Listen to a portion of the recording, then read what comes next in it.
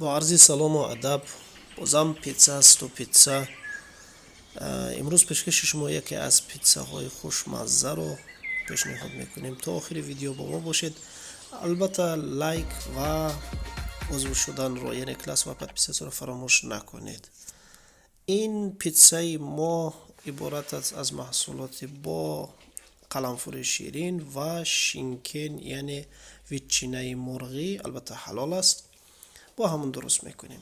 مثل همیشه خمیر ما باید از 150 تا 180 گرم باشد. البته در پایینش زیر نویسم که پیتزای ما 26 سانتی متر است. شما میتوانید که حجمش اگر بیشتر باشد خود حساب کنید.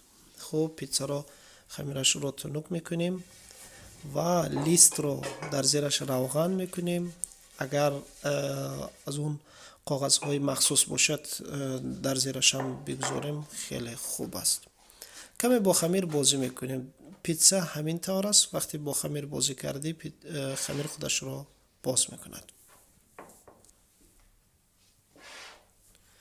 و طرز خمیر کردن رو البته در ویدیوهای گذشته من گفته بودم و لینکش رو در پایین همین ویدیو میگذارم. میتونید که طرز خمیر پیتزا رو از اونجا پیدا کنید و زوز پیتزا رو هم اونجا نوشتگی هستم، ویدیو کردگی هستم. خب 40 میلی گرم زوز پیتزا انا به همین شکل در بالای خمیر پیتزا تنک میکنیم.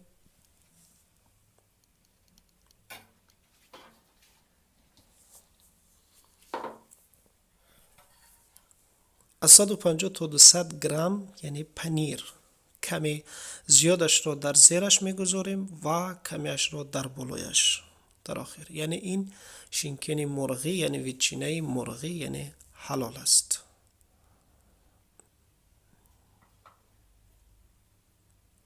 خب قلنفر شیرینک را یعنی بلغاری را به همین شکل میگذاریم،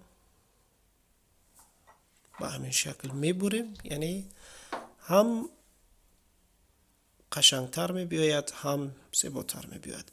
و میدونید که قلنفر خود یک خاصیت دارد، سالم است، یعنی غذاناکیش زیاد است، بازم فایده خوبی دارد. خب خلپی نیاز است در آخر، یعنی قلنفری تند تیزی کنسرو شده انا همینطور میگذاریم 250 از 10 تا 15 دقیقه در دخوفکه. میبینیم که پیتزای ما آماده شد. خوب عزیزان، انا همین بود پیتزای با این پیتزا هم خیلی پیتزای خوشمزه هست و البته این ویدیو را قبلا کرده بودیم. در آخر به شما آرزومندم و دعا میکنم که همه شما تن صحت و خانه آباد باشید و در آخر یک صلوات به پیامبر میفرستیم تا ویدیوهای دیگر. خدا نگهدار شما.